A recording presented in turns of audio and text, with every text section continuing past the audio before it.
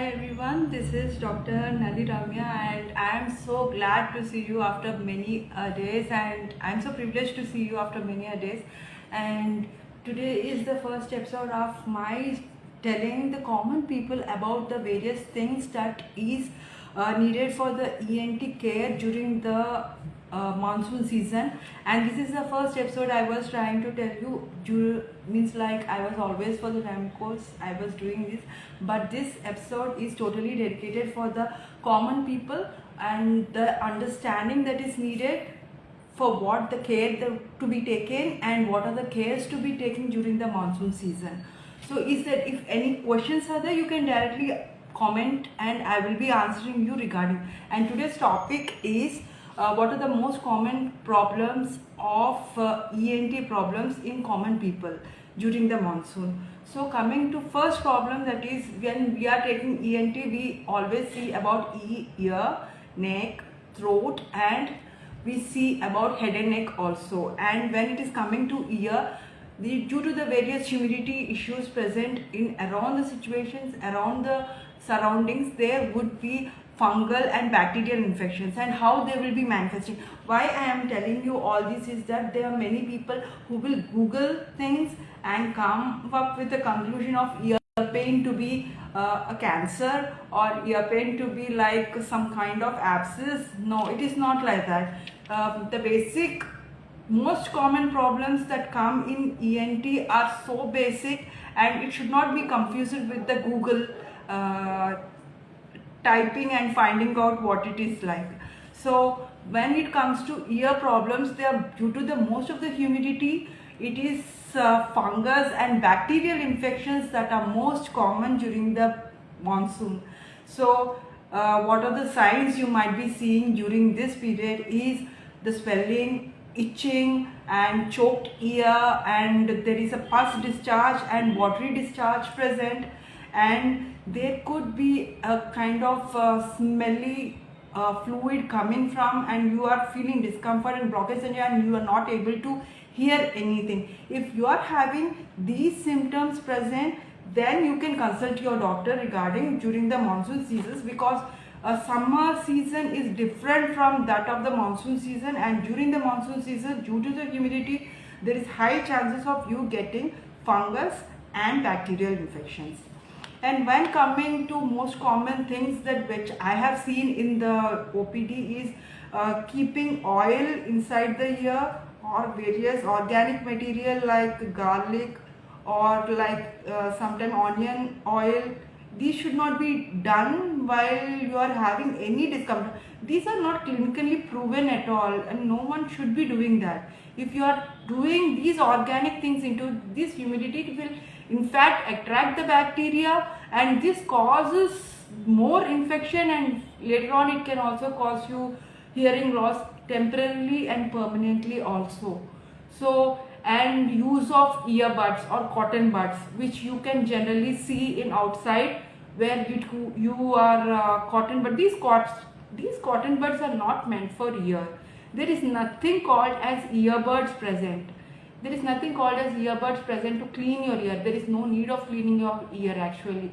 The sebum and the wax that is present, that is actually antibacterial in nature, and that helps your ear. So there is no need to in fact use these earbuds which are commonly used in the market with the various brands. No, you should not be using. About 50% are going to surgeries using these earbuds only. So there is no need to clean your ear at all. So coming to nose problems, during this monsoon season there is high rate of congestions present in the nose, where allergens are most common. So to prevent this one, there are various ways that are present. I will be telling you about that. But the most common infections that you will be seeing is that allergies, most common allergies, that especially the people that are predisposed to asthma and any skin rashes or allergy that are present, they are most prone to this form of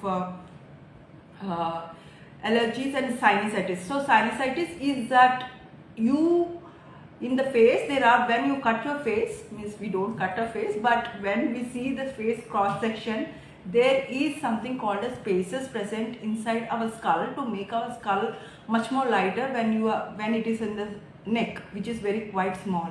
These spaces helps in respiration and breathing and resonance and making the skull light. If there is any infection of these sinuses present that are present inside our skull, then that is called as sinusitis. Itis means that is infection, and if you are having that, then you will be facing various problems like pain over the face, swelling over the face, and ear pain, and afternoon 12 o'clock pain, and you cannot bend your head like this. If you bend your head like this, there is some kind of pressure present, and you feel foul smelling discharge from the nose, or you are recurrently sneezing due to the allergy, and these are all the things that are present in the sinusitis. So apart from these things, there are other conditions that are, because due to this allergy problem, the allergy problem can predispose to sinus problems also, because any secretions present in the cavity will attract bacterial infections, and these bacterial infections will cause bacterial sinusitis. If this sinusitis is not treated, there can be any other immunity problem like people with immunodeficiencies or vitamin D deficiency or vitamin C deficiency, where there is no proper immunity present in the body, then you will be predisposed to fungal also, where your doctor will be checking you with the endoscope into the nose, and he or she will be letting you what kind of sinusitis, along with, if it is severe, then she or he will be going into CT scan and see which type of sinusitis that is going on.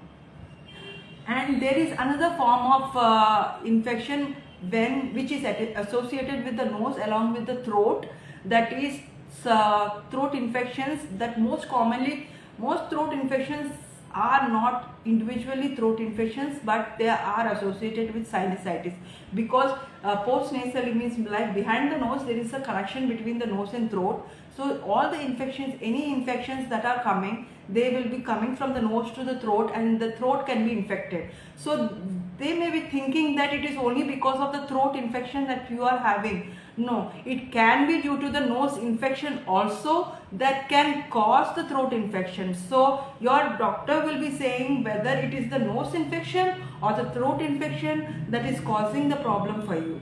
So during this monsoon season, there is high chances of viral infections due to immunodeficiency, means like not immunity getting low, and these allergy problems around. So you are highly prone to the throat infections and along with the sinusitis.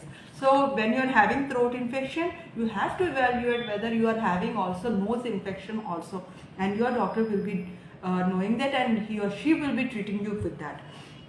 And apart from that, if you are having any infection other than in monsoon season, like skin rashes and skin infection, because of the high humidity, your skin will be damp in nature, and there is a high blockage present in the skin, and there will be high chances of infection over the skin also, along with hair loss, because water indirectly or directly dehydrates your skin, and this will cause you hair to lose also.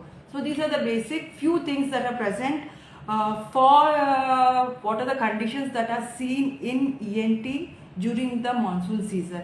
So most of the people, they will be neglecting it and thinking that yeah, it is a common cold or just an infection. End of the day, I always see in the clinics that it will be going into either polyp. A polyp is something that is grown inside your nose or anywhere in the body, but we are considered about ENT. So any allergy that is extreme levels of allergy, there is a small tissue that can be grown also, which can cause nasal blockage also. So you have to consider whether it is only common cold or associated with any other polyps also, which your doctor will be telling you, and you will not be able to evaluate individually. It is not possible for any human to see whether it is you are having a polyp inside, unless in severe conditions it will be coming from the nose outside, or you are having breathing difficulty. So these are all the conditions, basic conditions that are present during the monsoon. So if your child is suffering from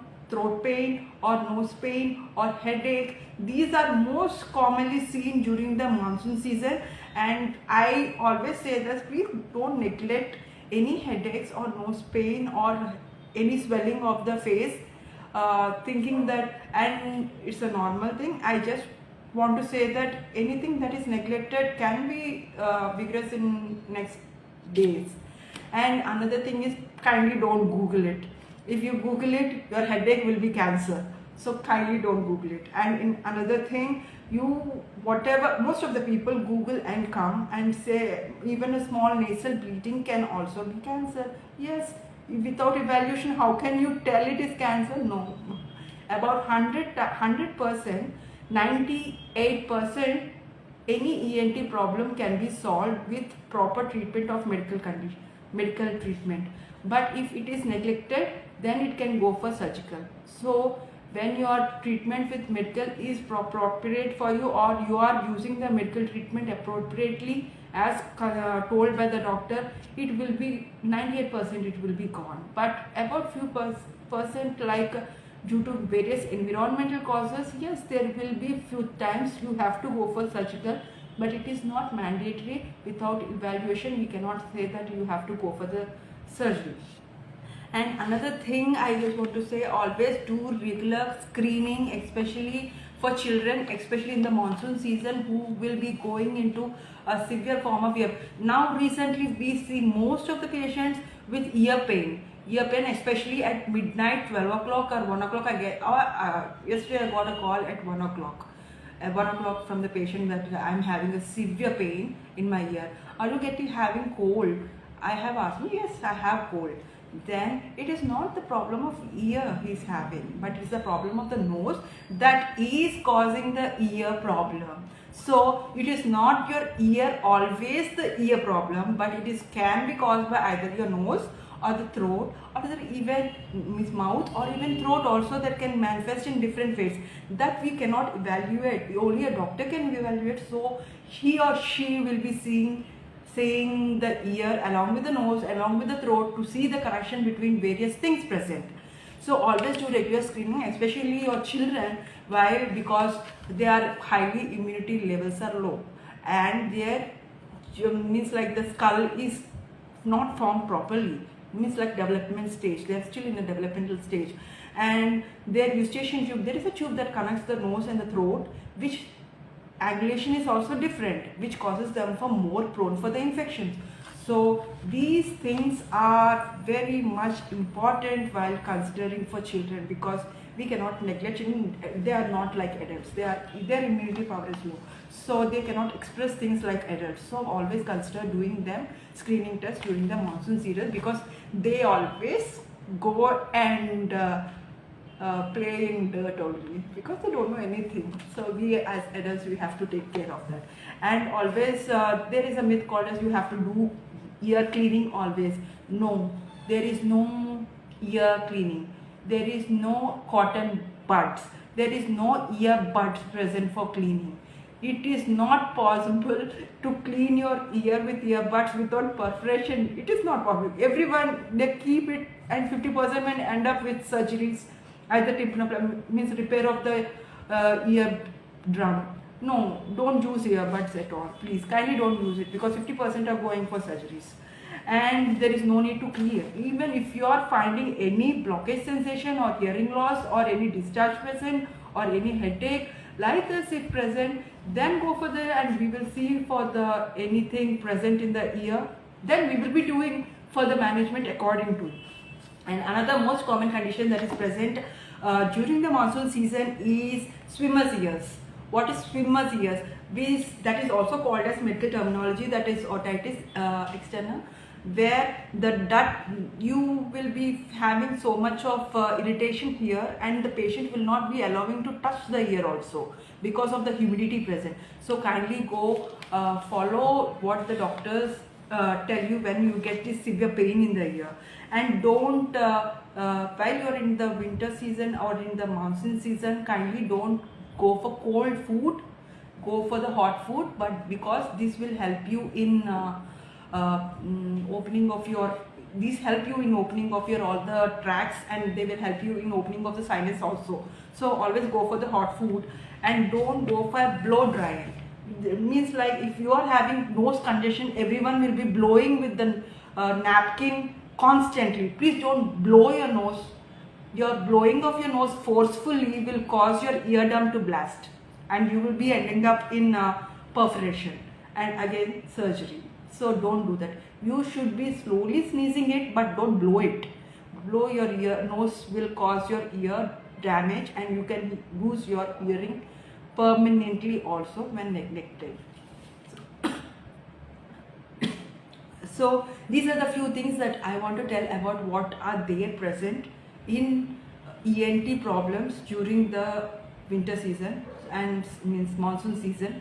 So I hope these are small things that would be helpful for you. This small session will help you, not just a small information, but also will help you to educate other people to know what are, and you can manage it in your home. Immediately you can tell what is the emergencies and elective, means like what is this is the emergency.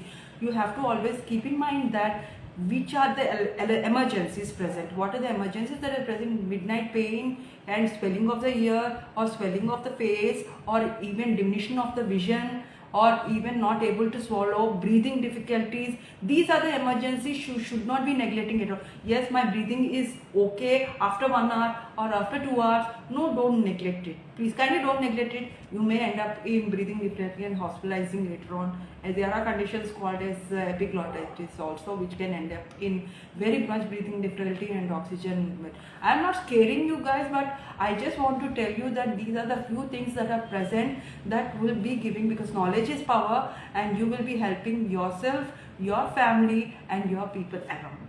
Thank you so much. I hope this session will be useful for you, and we will be coming up later with much more better session. And thank you so much, Dr. Ramya, ENT and Head and Neck Surgeon, JIPMER.